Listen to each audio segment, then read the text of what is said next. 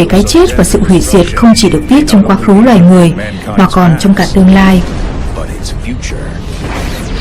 Thế giới hiện đại là chủ đề của các thảm họa bạn được đọc trong Kinh Thánh. Nếu ta lại đối diện với cơn thịnh nộ của Chúa, nó còn có thể tệ hơn nhiều.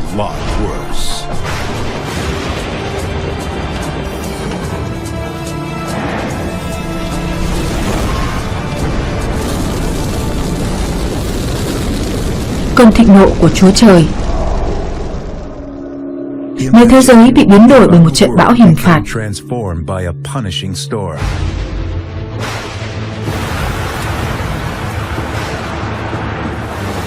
một trận lụt khắp thế giới tạo ra một thác nước đổ vào giữa các tòa nhà chọc trời ở New York.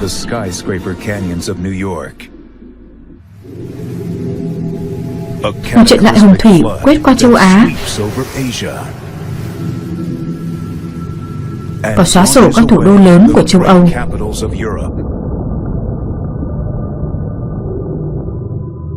Từ vũ trụ, một cảnh tượng kinh hoàng, một đại dương khổng lồ bao phủ cả hành tinh.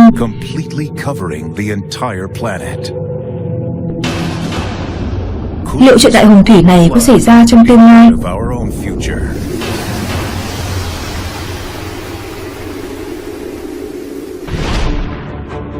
Những thảm họa như thế được liệt kê rất nhiều trong Kinh Thánh.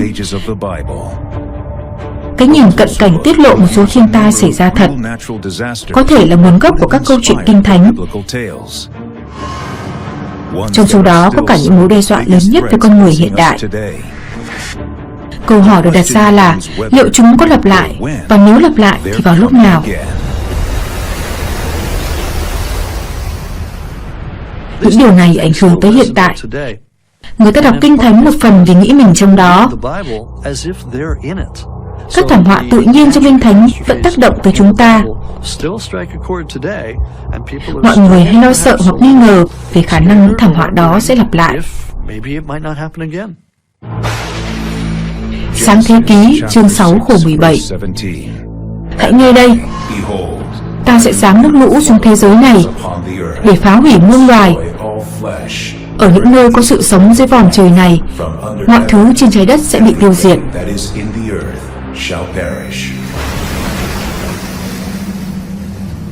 Trong Sáng Thế Ký, cuốn sách đầu tiên của Kinh Thánh, Chúa tạo ra vũ trụ trong 6 ngày và phá hủy nó trong 10 trang sách.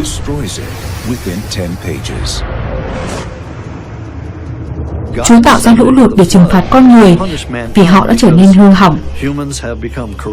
Họ cư xử độc ác và Chúa đã ra tay.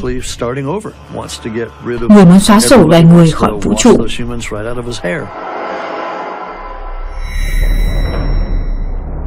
Khoảng 7.000 năm trước, một trận lũ lụt đã quét sạch vùng Biển Đen, bao phủ gần 100.000 km vuông đất liền.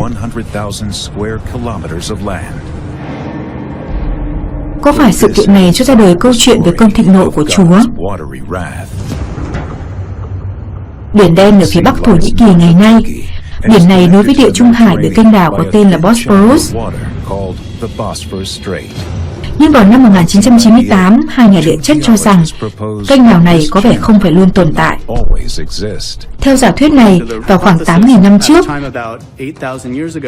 nước từ Địa Trung Hải tràn ào ạt vào lòng Biển Đen. Khi con đập tự nhiên ở Bosphorus cuối cùng cũng vỡ, toàn bộ đại dương của thế giới sẽ đẩy nước vào lòng Biển Đen. Giả thuyết này được gọi là trận lụt Biển Đen. Trận lụt đã đổ một lượng nước biển lớn khổng lồ từ Địa Trung Hải tràn vào Biển Đen, gây ra hệ quả thảm khốc với người dân sống vùng ven biển. Thảm họa này có thể được liệt vào cơn thịnh nộ thần thánh. Trận lụt có dung tích nước như thác Niagara, nhưng cũng có lẽ là lớn gấp 20 lần vì phải cần một lượng nước như thế mới có thể chảy qua khu vực này để đổ vào lòng chảo.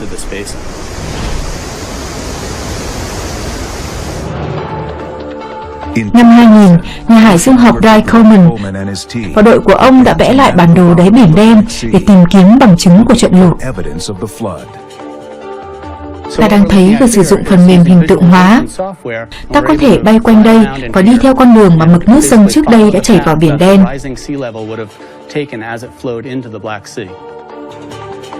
Con kênh bị nước biển cắt ngang chính là minh chứng về sự dữ dội của trận lụt. Rõ ràng có một con kênh rất sâu bị cắt chảy qua đáy Biển Đen. Điều này cho thấy một lượng nước khổng lồ đã chảy qua và chảy với tốc độ rất lớn. Dòng nước càng nhanh, sức tàn phá càng lớn. Việc phát hiện ra vỏ sò nước ngọt dưới Biển Đen cho bằng chứng xác thực về trận lụt.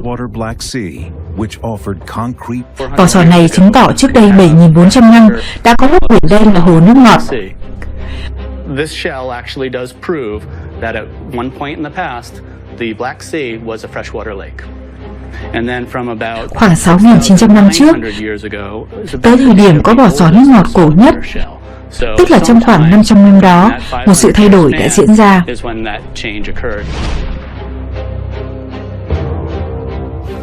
Biến cố này đã làm thay đổi mãi mãi khung cảnh trước kia. Khoa học có thể chứng minh được nỗi kinh hoàng của thời đó là thế nào. Chúng tôi nghĩ hàng ngàn người sống gần bờ Biển Đen vào lúc trận lụt xảy ra, và tất cả những người đó đã bị trận lụt này cuốn sạch. Với những cư dân nông nghiệp sơ khai, những người sống dọc bờ Biển Đen trước đây,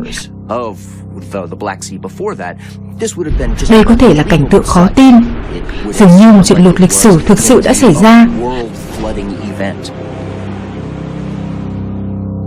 Nhưng cái gì khiến nước ở Địa Trung Hải dâng cao đến mức tràn vào nước ngọt của Biển Đen?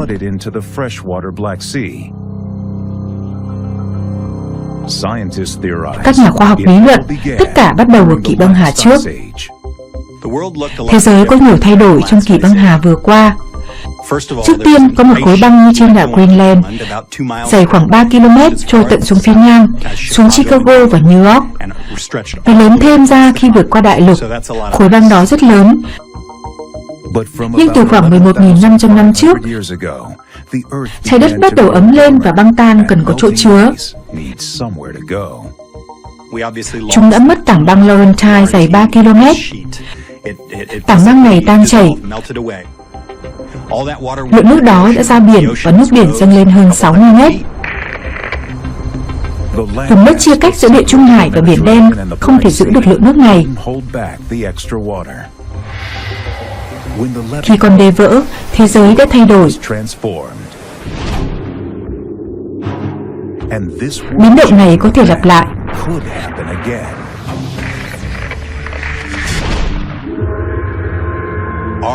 Thời tiết thay đổi diễn ra trong thời điểm địa chất.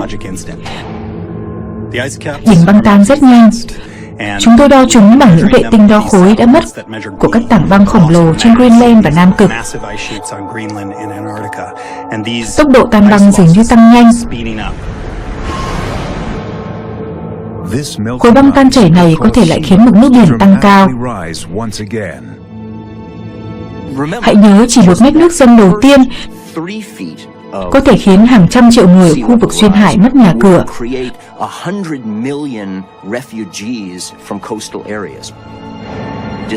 Nó không chỉ tàn phá nơi sinh sống, mà còn xóa sổ toàn bộ nền văn minh và xã hội. Các chuyên gia tin rằng nếu Greenland và Nam Cực tan, sẽ khiến mực nước biển dâng lên hơn 60 mét. Không có một lực tự nhiên nào khiến băng tan trên diện rộng chỉ trong một đêm. Nhưng nếu những khối băng này dần biến mất, thì hành tinh chúng ta có thể trở thành thế giới nước.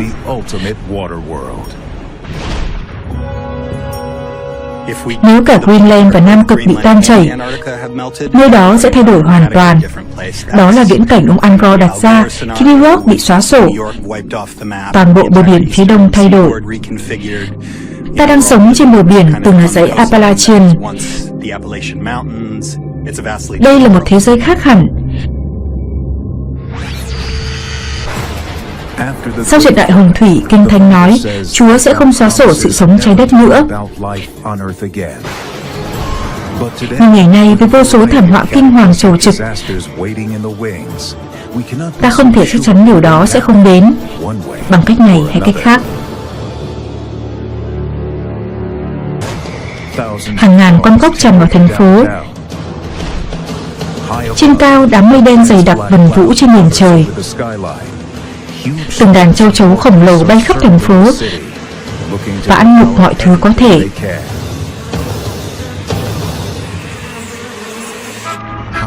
Làm sao chúng ta đối phó được với làn sóng thảm họa dồn dập đổ xuống như thế? Thế giới hiện đại vẫn là chủ đề của các thảm họa mà chúng ta có thể gặp trong Kinh Thánh. Chúng ta vẫn phải hứng chịu nhiều bệnh dịch, động đất. Chúng ta vẫn phải đối mặt với những cơn bão khổng lồ.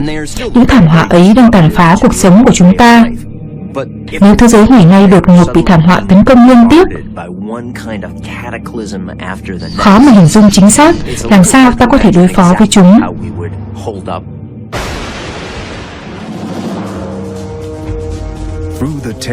Trải qua 10 tai ương, Chúa bắt đầu phá hủy một đế chế để giải phóng con người.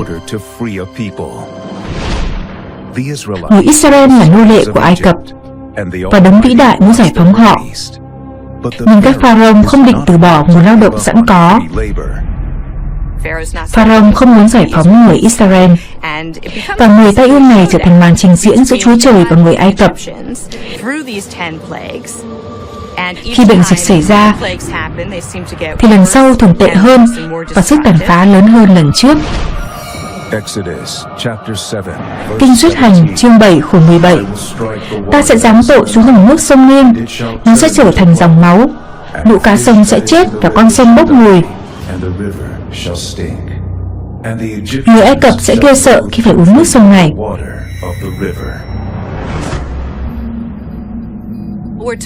Bệnh dịch đầu tiên sẽ biến nước thành máu. Không chỉ nước sông Nin, con sông quan trọng của Ai Cập, và tất cả các nguồn nước uống cũng phải gánh chịu dịch bệnh. Xác cá thối rữa, cái nóng thiêu đốt, không có nước ngọt, viễn cảnh như trong phim kinh dị. Nhưng những thảm họa này không chỉ xảy ra trong quá khứ và vẫn còn cho tới ngày nay. Tôi nghĩ khi đọc khổ này trong Kinh Thánh, những ai nghiên cứu vấn đề này sẽ bắt gặp đoạn mô tả rõ ràng về một đợt thủy triều đỏ. Thủy triều đỏ là hiện tượng tăng nhanh đột ngột số lượng loại tảo, tạo ra các hợp chất gây nguy hiểm cho hệ thần kinh. Don Anderson là nhà hóa học làm việc tại Viện Hải dương học Woods Hole. Ông là một chuyên gia về thủy triều đỏ. Khi chỉ một trong những sự kiện này xảy ra, bạn sẽ thấy nó rất ngoạn mục. Dòng nước đổi màu, nước bốc mùi trông như máu. Thậm chí nước có thể đỏ như nước súp cà chua. Các đợt thủy triều đỏ bùng nổ gần đây ở Texas và Florida đã khiến hàng trăm con cá chết la liệt khắp bờ biển. Cá bị nhiễm độc tố từ tảo này sẽ chết trong vài phút. Cái chết đến rất nhanh. Những loại độc tố này rất mạnh, chúng có thể đầu độc chính con người. Những đợt thủy triều đỏ bùng phát khi người dân sống dọc bờ biển khó thở vì chất độc bay trong không khí, trong bụi nước biển. Bạn sẽ thấy ho và khó thở và sẽ phải tránh xa bãi biển nếu không muốn bị ảnh hưởng. Ở khu vực châu thổ sông Nin, một bên là nước biển, một bên là nước ngọt. Chính trong môi trường đó, có vài kiểu thủy triều đỏ khiến nước chuyển màu đỏ, giết chết cá hoặc làm cá bị nhiễm độc.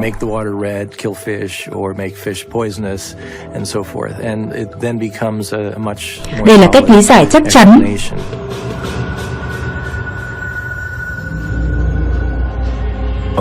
Thủy triều đỏ tạo ra một loạt hiệu ứng dây chuyền, giải thích cho nạn dịch cóc trong Kinh Thánh.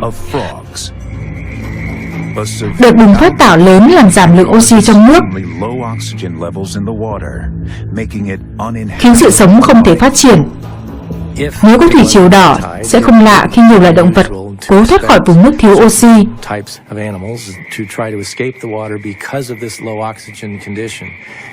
Chúng không biết bơi, không thể sống dưới nước. Do đó, chắc chắn sau đợt thủy triều đỏ lớn, lũ cóc không thể sống trong điều kiện đó và sẽ cố lên cạn.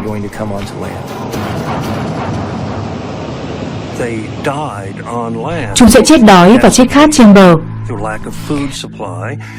Nguồn thực phẩm của những loài động vật này là côn trùng. Nếu tính cả loài côn trùng, bạn sẽ thấy sự gia tăng của côn trùng bay và bò ở Ai Cập trong thời kỳ này.